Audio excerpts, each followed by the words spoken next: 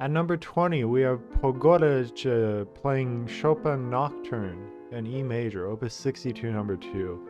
It's a pretty late recording of his, I'd assume 2010-ish. Ever since Pogo lost his wife, he changed his style very dramatically. He plays a lot more meditative, and most notably takes a lot slower tempi to pretty much everything in his repertoire. This recording's no exception. It's almost 8 minutes long, which compared to, I think Rubinstein's recording's 4.5 minutes. But I still really gravitated towards this recording. It's incredibly sad. This piece to me represents reminiscing, possibly of better days from somebody of an old age. And I feel like that's very definitive of Pogorelich and his life. He really brings his raw experiences here, and it's just an amazing recording.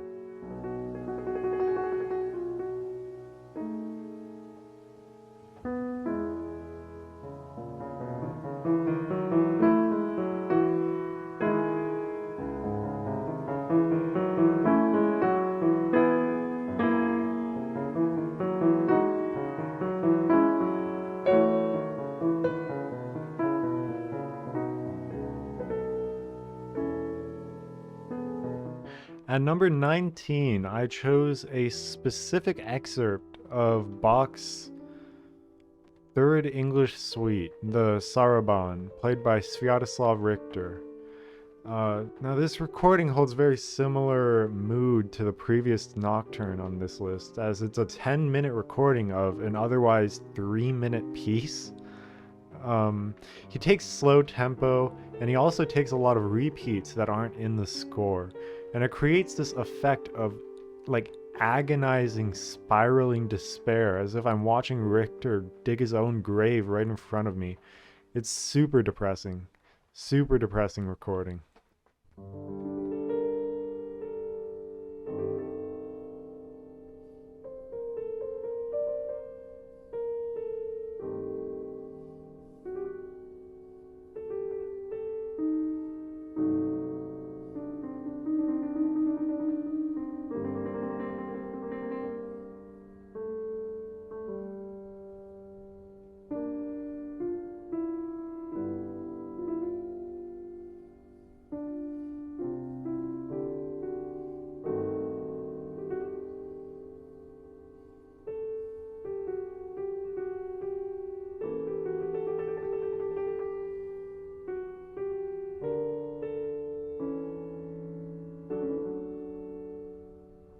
At number 18, we have Andre Mathieu's Rhapsodie Romantique, played by Alain Lefevre? I knew how to pronounce that previously, I forgot. This piece was so fucking cool when I first found it. I thought it was so awesome that there's still music like this out there. I love the theme, I love the progression, I love it. I love it. Jesus Christ, it's so good. Mathieu died way too soon. Bro really needed to drop more shit like this, seriously. Rock called him his successor, and that shows perfectly here. It's very rock-esque.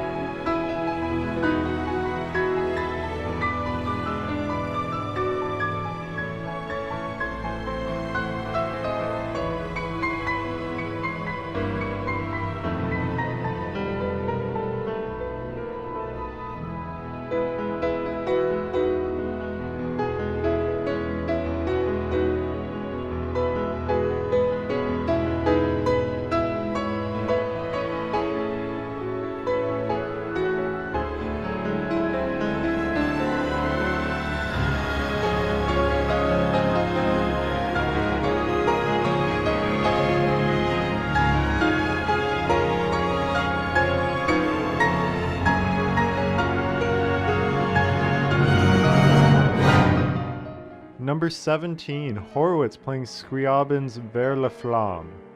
Allegedly, this piece was supposed to be Sonata 11 for Scriabin, but I feel like it fits its own piece just fine.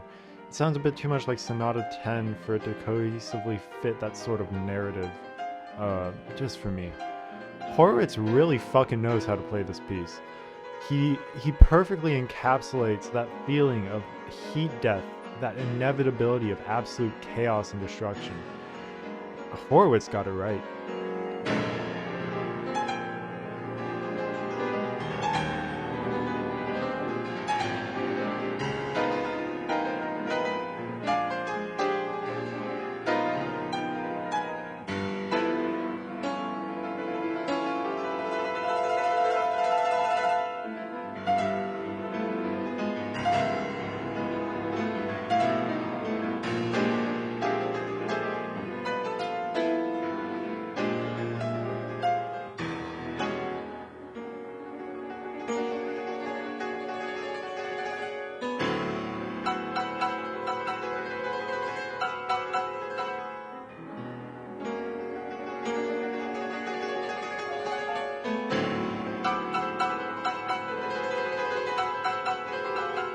Number 16 is actually kind of interesting. It's Grieg, Piano Concerto Number 1, played by Arthur Rubinstein.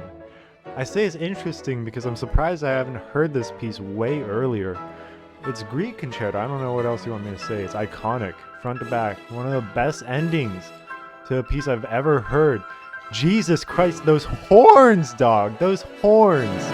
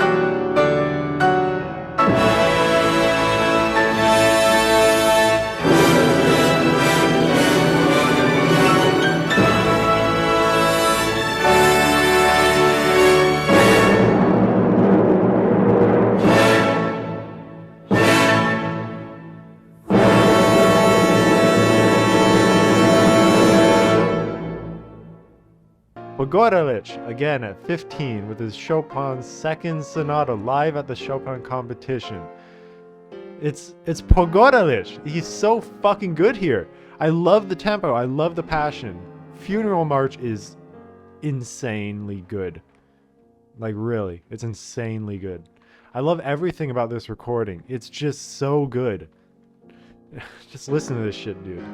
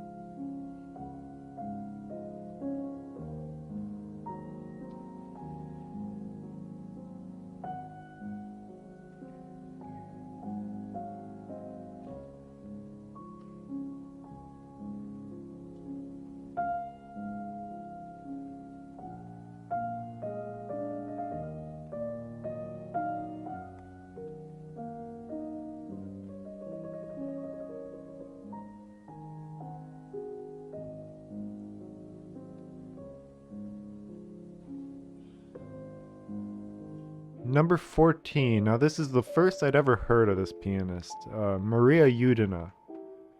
I kind of just found the recording.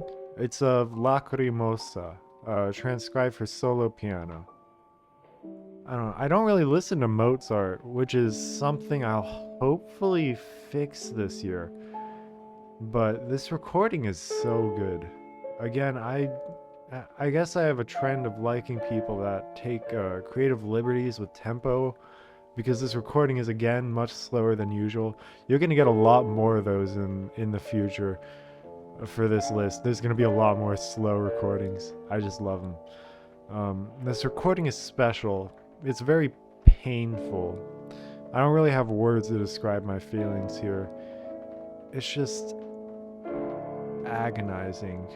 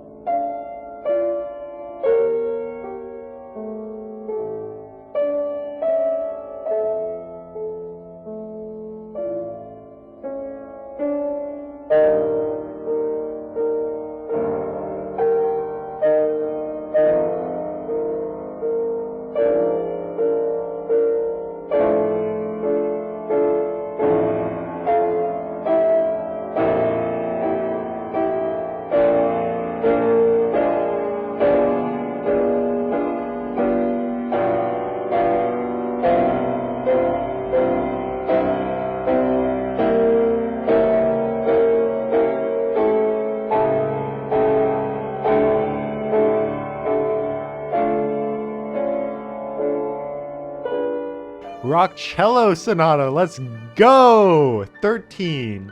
This shit sound absurd. It's performed by Lugansky and Capucon. Quickly turned into one of my favorite rock pieces when I heard it. They have a really good synergy here. I constantly remembered getting these themes stuck in my head. I kept revisiting the piece through this year. It's just so rock. It's just so rock.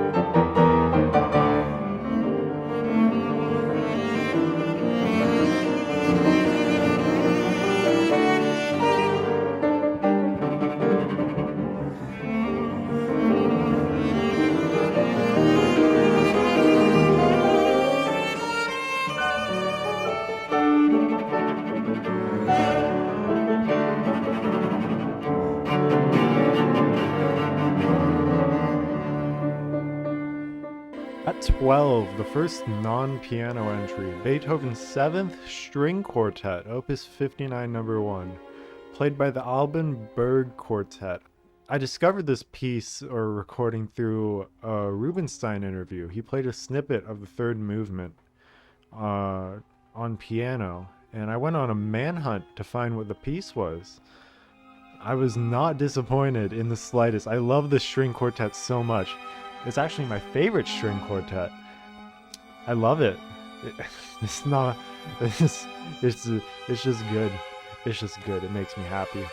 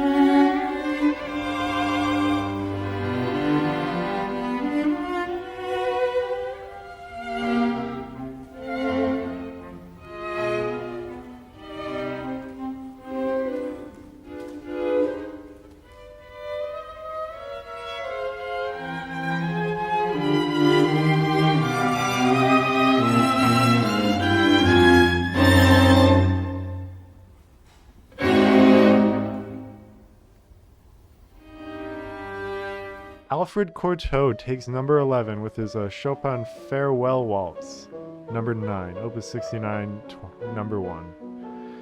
I knew I wanted Cortot somewhere on the list. It was just finding a recording that I felt best represented what I love in him. This waltz, to me, does a really good job at showing how great Cortot was. He's a goat. He really do be a goat. I love all the liberties he takes with rubato, very Chopinistic play style. It's such a rich recording. Everything Cortot does is so rich in musicality.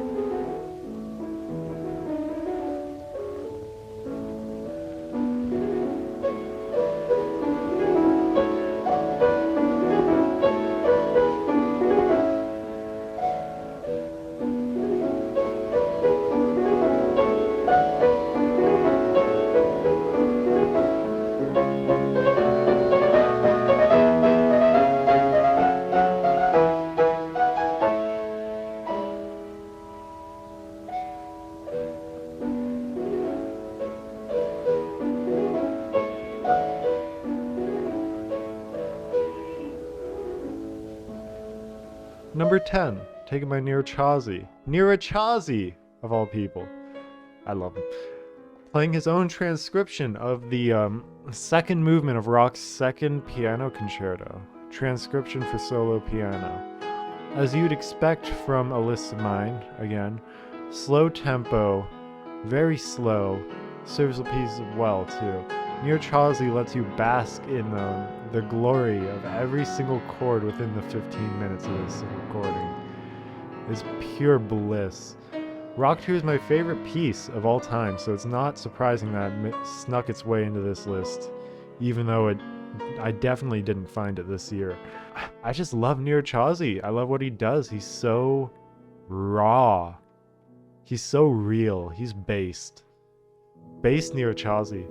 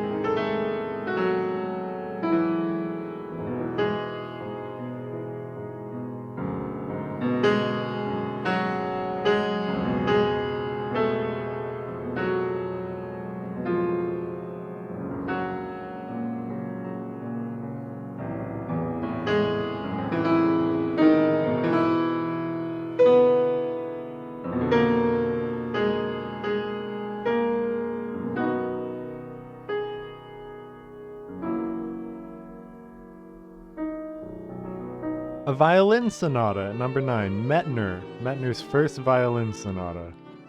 Played by Sviatoslav Richter and a lesser-known violinist, Oleg Kagan.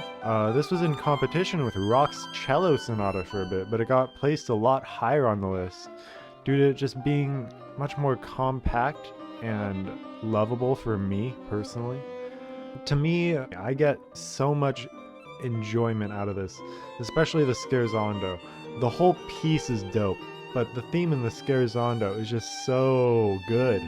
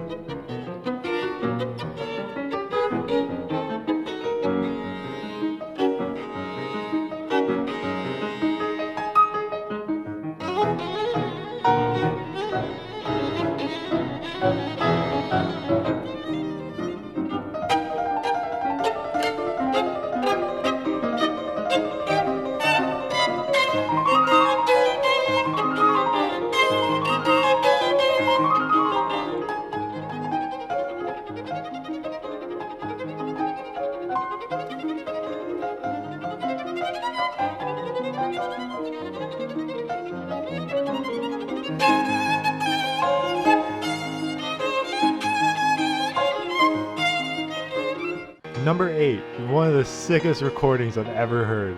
It's the popular one from Scriabin, the Etude Opus 8, number 12, played by Alexei Sultanov. He's so cool. Okay, I love this recording. It's so like aggressive. It's passionate. It's awesome. Sultanov plays this piece so goddamn well. I found him recently, within like the past couple weeks or something, and he already made this list like twice. Spoilers. Listen to this recording. Listen to this shit.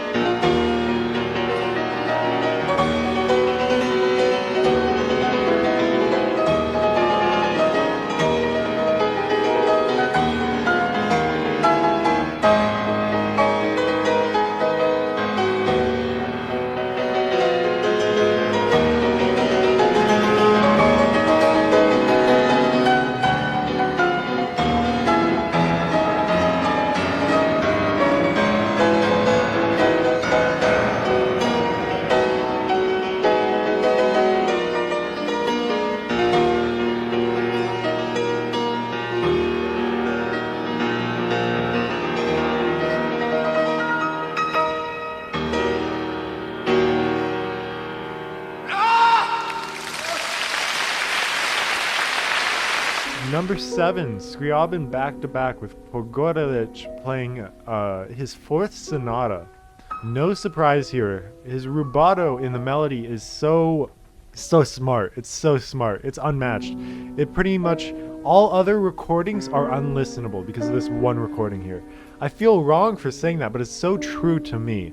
It's one of the few instances where a recording actually ruins the piece when I hear it from anyone else. But it's that good to me. It's that good.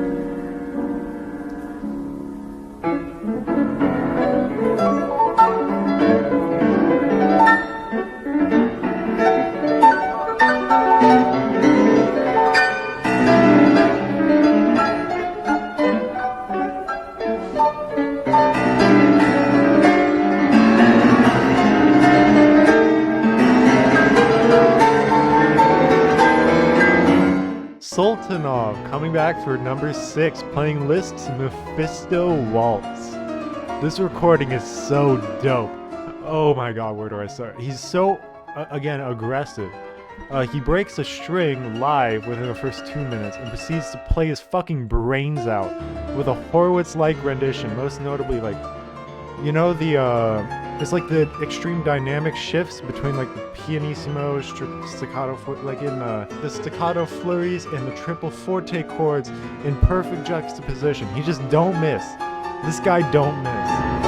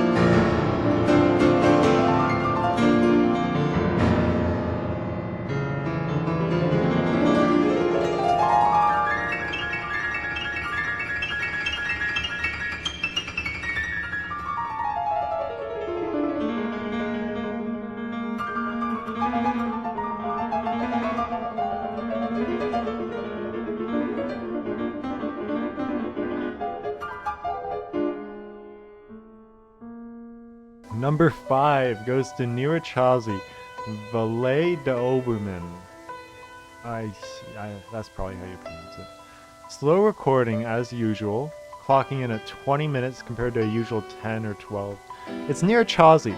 I can't say anything else. Wrong notes are irrelevant. When I first heard the climax of this recording, I fucking came. That's all I have to say.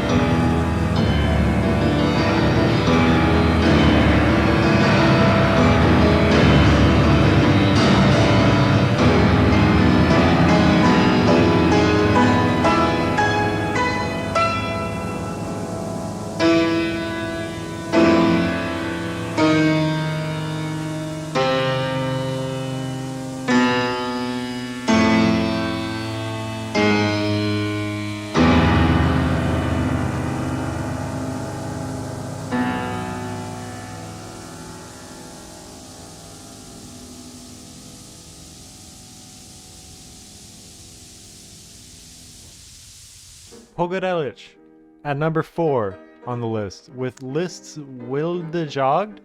I can't express how good this recording is, dude. Pogorelich, his attitude here was just to play as aggressive and intense as he possibly could. This entire live recording was fucking crazy. He played some good Scarlatti next to this, which I found pretty funny. I get excited just thinking about this recording. It's a pretty perfect recording.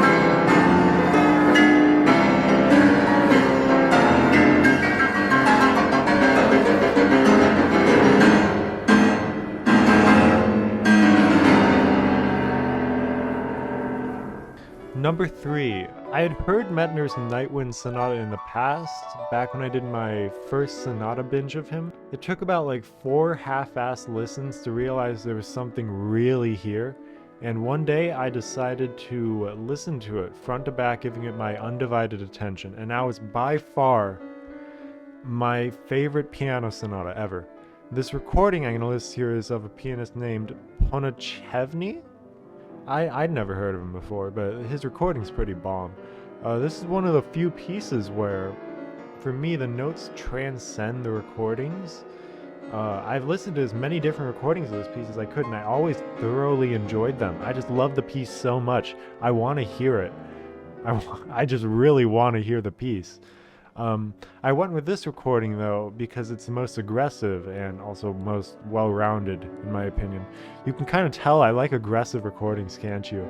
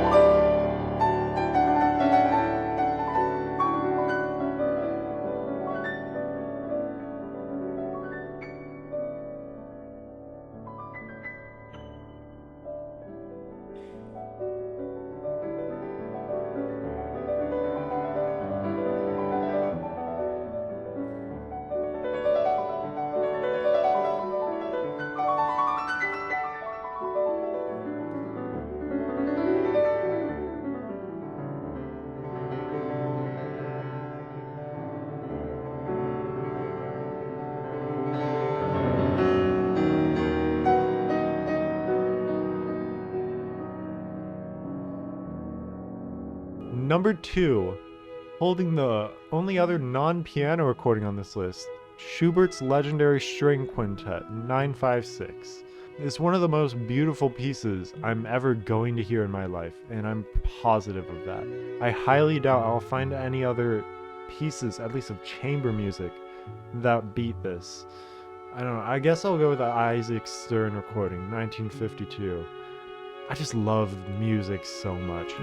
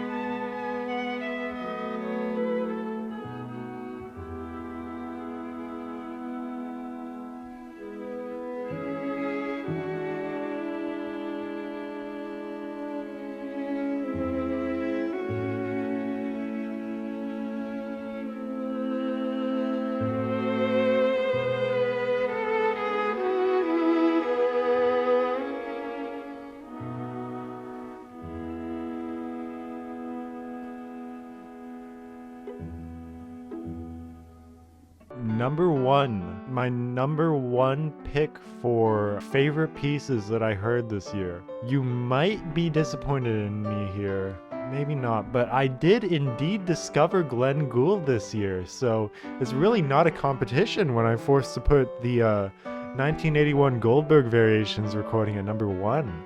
It's really not fair, you know, it really isn't. It's so sad. Gould tops the charts once again. This is the peak of music, man. This is like actual perfection. Art's the highest caliber. Gould is my favorite, if you can't tell. He really just like me for show. Every single variation in this collection is so fresh. It's so perfectly orchestrated. There's no arguing, like whether you like these recordings or not, there's no arguing that this is not exactly what Gould envisioned. It's just the best thing that I heard this year. I have to say, by far the best thing that I heard this year.